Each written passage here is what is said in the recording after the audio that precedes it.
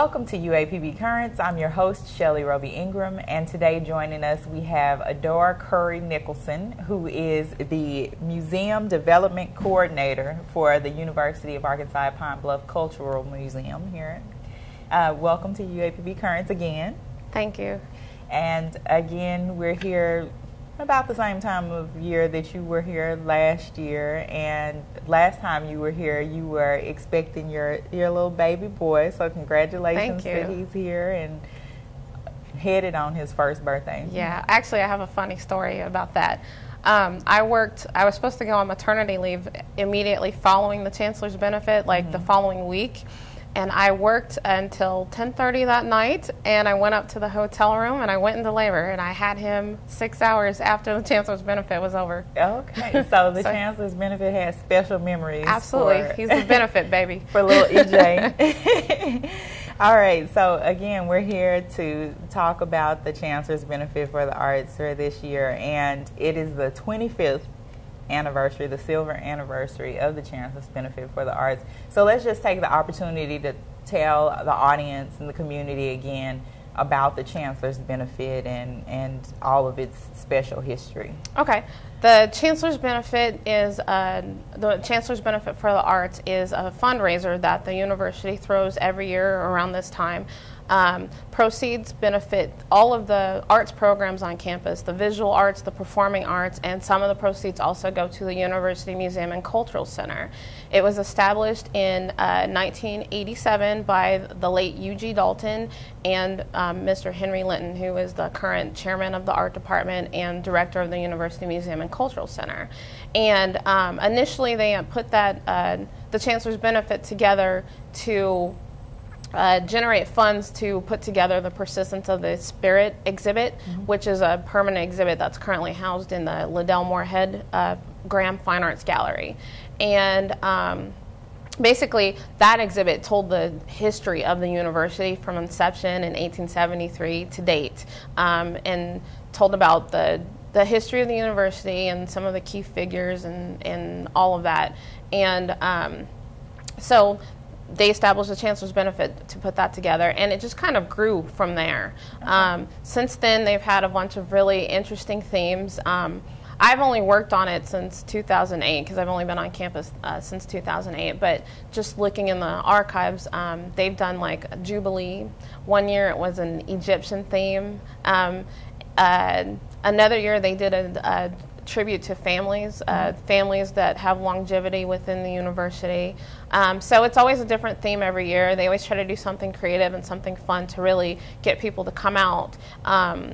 It's a black tie gala, so it gives the Pine Bluff community and faculty and staff the opportunity to get dressed up in their finest and come out for a cocktail hour. They have a silent auction, which features a lot of artwork from professional artists, as well as some student art and some alumni art, and some art from faculty members. I know last year some art was featured by Husney Dolan, who is in the art department now, and I think there might have been some works from Paul Hooven and Dr. Detmers and Mr. Linton, of course, and Miller's Mud Pond, or Miller's Mud Shop, which is in Dumas. And she's actually an alum of the university, I believe from the 80s.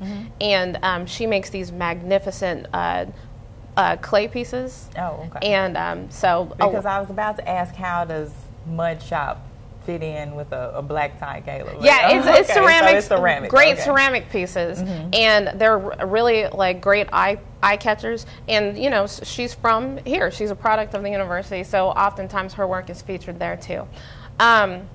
In addition to that, so the program kind of flows like this.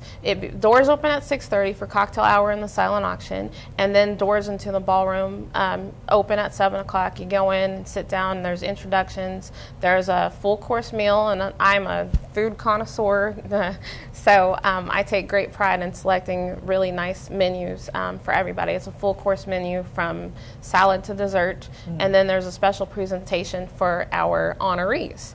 Our honorees in the past have been notable people from the university, notable people from the community, and notable people who have made contributions to the university, not just monetary contributions, but in-kind contributions, people who are just dedicated to uplifting this university and uplifting our students and making sure that we continue to progress forward in a positive way. So like I said, I've only done it since 2008. Some of the people that I've had the pleasure to interview throughout the process have been Bill Jones from Sissy's Log Cabin, Miss McGee, Shelton McGee, the former director of the Vesper Choir's wife. Okay. She's one of my favorites, actually, because she was kind of the mom of the Vesper Choir for several years. So I got a chance to interview her and get to know her and a lot of students present and students past that she's kind of touched their lives. Torrey Hunter, who's a professional baseball player now, who went to this university, and he also helped with creating the baseball field. Last year was really fun. We paid tribute to a lot of the people on campus, like John Graham, who's the director of the M4 marching band, and took the band to Washington, D.C. Dr. Bates, who always takes his students on out-of-this-world experiences, Italy, all over the world. Right. And then also, you know, big names on campus like Dr. Benjamin, Dr. Blakely's been honored in the past. So it's a fun night. We pay tribute to the people. Oh, and I can't forget people in the community. Like last year, we paid tribute to Sue Trulack from the Historical Museum. And so we bring in people who, community people, who also try to make sure that they tie in the connection with the university with their businesses. So it's a fun event. You get dressed up, you have food, you honor people. It's great music. We always bring in the UAPB Jazz Ensemble, which is interesting because it seems kind of cheeky because it's the UAPB Jazz Ensemble, but they are awesome. Like, you would think that they're a professional group. They're more professional than any professional group you could find. And they always have, you know, whether you're in a wheelchair or whether you're young and viral and you can get up and dance, somebody's always moving their heads and tapping their feet and, you know, want to keep the party going. A couple years ago, actually, Sissy from Sissy's Log Cabin was like, oh, we should keep staying here and keep dancing, because they just really, like create the atmosphere. It's just such a fun event. Right. So, and I think it's appropriate that the UAPB Jazz Ensemble would play, because it's the Chancellor's benefit for the arts here at the university. And so since these activities are benefiting the students, then it's fitting that they're showcased. I know last year that was something that, you know, you guys tried to do with the thing, showcasing the students here. Absolutely, and we're going to do more of that this year at this year's event. We have some fantastic performers on this campus. And we're going to talk about what's going to go on at the 25th anniversary. We're going to talk about who's going to be performing and all of that, get some juicy details so that we can get everybody excited about coming. All right? Okay. So we'll be right back on UAPB Currents.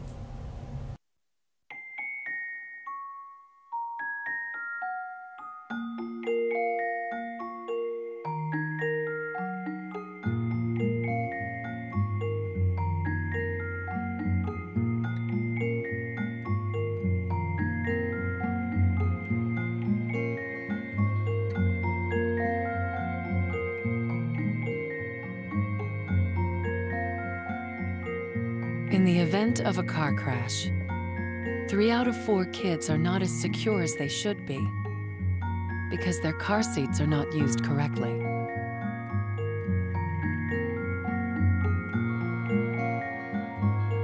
But the latch system makes it easier to get it right and to hold your kids tight. Anchor, tether, latch. Learn more at safercar.gov. Welcome back to UAPB Currents, and again, our guest today is Adora Curry Nicholson, who is the Museum Development Coordinator here at the University Cultural Museum. And you have all that name. You gotta get in there. Adora Curry Nicholson. Yes, ma'am. I promised I'd get that right. There you go. Okay, so now we were talking a little bit about the Chancellor's benefit for the arts and how it's been in the past and everything. But something that I really want to focus on is all the hard work that you guys put into the benefit, because like you were saying, you know, the fact that you had EJ shortly after the benefit was over, when you were, you know, already supposed to be resting and everything. The people that work on that committee and that work with the program, you know, even that from the entertainment to, you know, every aspect of it, I know it's something that they work really hard for, to put on something that people can really feel appreciative of and feel like they're contributing, they're getting their money's worth, and that their money is going to a good cause. So tell us a little bit about some of the behind the scenes stuff, what goes into it. Absolutely. And I'm so glad you asked me this question, because it's so easy to come to an event and, you know, take it all in without realizing like what has gone into it. So thank you for giving me the opportunity to kind of highlight our unsung heroes of the Chancellor's Benefit. Exactly. The Chancellor's Benefit Committee actually consists of about probably 50 plus people. Wow. Yeah, we have. I didn't even realize that it was that many people. Exactly. The back of the program, the program booklet has a list of different committees, and these committees start planning really as soon as the other one is over. I usually book the venue, and it's been in the convention center for the past couple of years, like immediately afterwards, like a year in advance, and that's kind of when we start thinking. We spend the summer trying to think of themes and color schemes, and we come together in the fall for a general planning session and kind of just throw out ideas, and we kind of do a recap of what has worked and what hasn't worked in the previous year, things that we want to see in the coming years. And then we really start getting to work in December, January, when we start figuring out who our honorees are going to be. During the benefit itself, we do a tribute video. So that means that as soon as we learn who these honorees are going to be, we have to contact them and we have to find out all about them. Remember, I told you I'm not from here. Right. So especially for me, I have to go do my homework and get to know these people, get to know their family members, their friends, interview them, and pull out what we think is interesting and what the Pine Bluff community, what the UAPB community would think is interesting about these people. So we spend a lot of time with our honorees, trying to get to know them, going to their homes, visiting with their families and their relatives, getting footage. We spend several hours, as you know, you work in a TV station, trying to put a story together and editing that story together, going through photos and all kinds of other things. And that's just the video technology committee. Right. Yes. Then there's the entertainment committee, who works with Daryl Evans, who directs the jazz ensemble, to try to put together an entertaining show during the benefit, whether it's dancers, singers. I know a couple of years ago we tried to change it up a little bit, and the Vesper choir sang, so we brought them from the back of the room and had them come in singing and get onto the stage just to do something different, right, so that there's a wow factor and to get people talking and make sure people want to come back. Then obviously there's the planning of the food, the decorations. The decorations committee is, I have a lot of respect for those people, because not only do they spend months trying to plan down to the T, like every little thing from the color scheme to the place settings, how they're going to decorate the head table, to like the most minute details like table numbers. All of those things that committee starts working on like well in advance. And then they spend Thursday, Friday, and Saturday at the convention center. There have been nights when I've stopped by just to see how everything was going, and it can be 10 o'clock at night, and they're in there tying the bows on the back of the chairs and making sure the table linens have no wrinkles in them, and right, all the glasses have no chips in them. And, you know, they work really, really hard on that. They really should be commended. And then Paul Hooven kind of leads the design, and he comes up with obviously the guidance of Mr. Linton, who's the co-chair with Dr. Margaret Martin Hall, who kind of tell Paul what they are kind of envisioning for the theme, and then he goes and makes his magic. So he's been responsible for designing the cover and kind of like setting the tone for the cover, which kind of bounces off the decorations committee and so on and so forth. Right. And even with the food, we try to tie the names of the food into the theme. Now, okay, so let's go into the theme thing or whatever, because I think that's something that I find interesting. So, say this year the theme is what is the Reflections theme is in Silver. Reflections in Silver for Yes. the 25th anniversary. So how is the food, how can the food be tied into Reflections in Silver? Okay. Well, everybody's going to be eating silver, and we're going to try something that I'm just joking. Oh.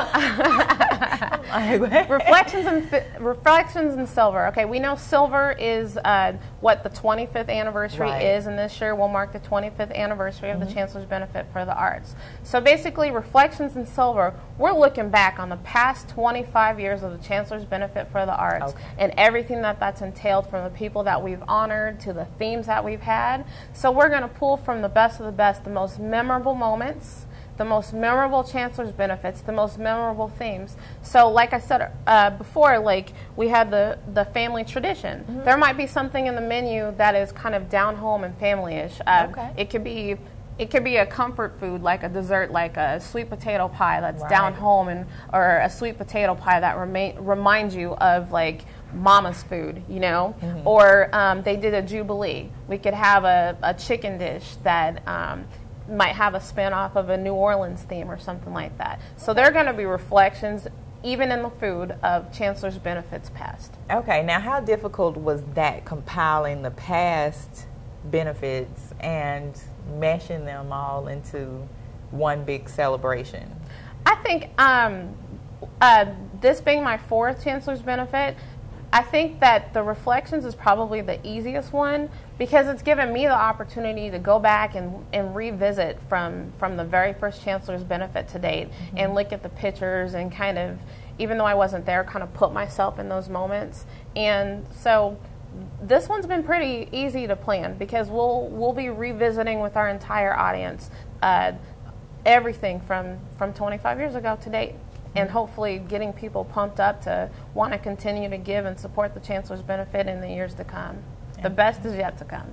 All right. Okay. So when we come back after break, then we're going to talk about some of the things that we're going to actually see at this 25th anniversary Reflections in Silver for this one, and hopefully, you know, it'll get everybody, and I'm sure it will, get everybody pumped up to come out. And for those who haven't had the opportunity to attend a Chancellor's Benefit before, then they'll feel like haven't missed anything in the past 25 years. Okay, so we'll be right back on UAPB Currents. Welcome to my block party. Glad you can make it. The only triple doubles you get come with fries. Last time you blocked someone, you were online. I can do this all day. Your moves are just gay. Using gay to mean dumb or stupid, not cool. Not cool. Not in my house, not anywhere. It's not creative, it's offensive to gay people. And you're better than that. Welcome back to UAPB Currents, and again, our guest is Adora Nicholson, who is the Museum Development Coordinator for the University Cultural Museum here at the University of Arkansas at Pine Bluff. And we were getting to the best part, the best of the show, about what this year's Chancellor's Benefit for the Arts is all about, who is honoring, what we can expect, and all of that exciting information. So, first of all, what can people expect when they walk into the cocktail hour at this year's Chancellor's Benefit? Okay, well, doors open at 6:30. There will be a silent auction featuring artwork from all across the area. There will be a cocktail hour during that time, and then at 7 o'clock, doors will open into the banquet hall of the Pine Bluff Convention Center, and our program will begin then. It begins with dinner, and then a special presentation to this year's honorees. Okay, and who are our honorees for this year, for the 25th anniversary? The 25th year anniversary honorees for the Chancellor's Benefit for the Arts are Miss Lois Johnson, Miss Mary Flowers, Mr. Larry Cooper, and Dr. Carol Engel. Okay. All of these individuals have been chosen, well, Ms. Johnson and Ms. Flowers have been chosen. They have served on the Chancellor's Benefit Steering Committee for the longest time, almost as long as Mr. Linton And so they're being honored for their commitment, their steadfast commitment to the Chancellor's benefit. Ms. Johnson is a former librarian on campus, and Ms. Flowers is a community philanthropist throughout the city of Pine Bluff, and I think throughout the state of Arkansas. And despite their professions and their commitments to other things, they've never stopped helping with the Chancellor's benefit, volunteering for the Chancellor's benefit. Mr. Cooper is the president of the University Foundation Fund Board, and he has contributed tremendously to the university. And Dr. Engel is responsible for bringing the university's first doctorate program to the school, and so she definitely deserves the accolades. Okay. All right. Now, tell us about the process that's going into getting them prepared for the 25th anniversary. They sit at a special table. How is it for these people who I'm sure are just normal, everyday people to have this honor and this appreciation taking place? I kind of like to think of the old TV show, was it called This Is Your Life?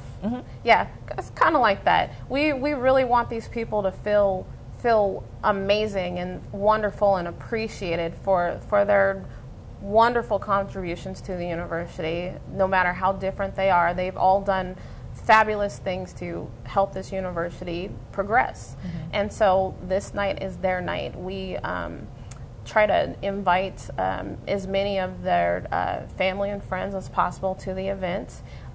We put them at a head table, and it's just all about them. We feature them in the commemorative program, and we do a video tribute to each one of them.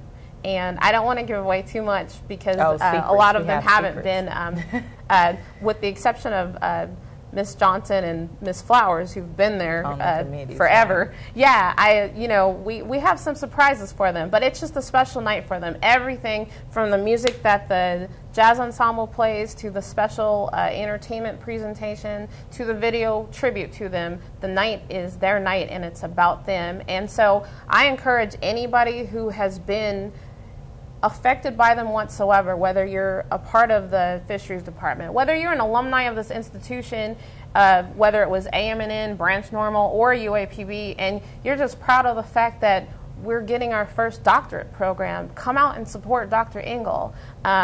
For Ms. Flowers, like if you know the Flowers family, if you've ever been affected by any of the civic initiatives that she's taken part in, come out and show her how much you appreciate her. The same for Mr. Cooper and for Ms. Johnson. If these people or anything they've done for UAPB or the community has really done something to touch your heart and you want to show how much you appreciate them and you appreciate their efforts, please come out and help us recognize and honor them.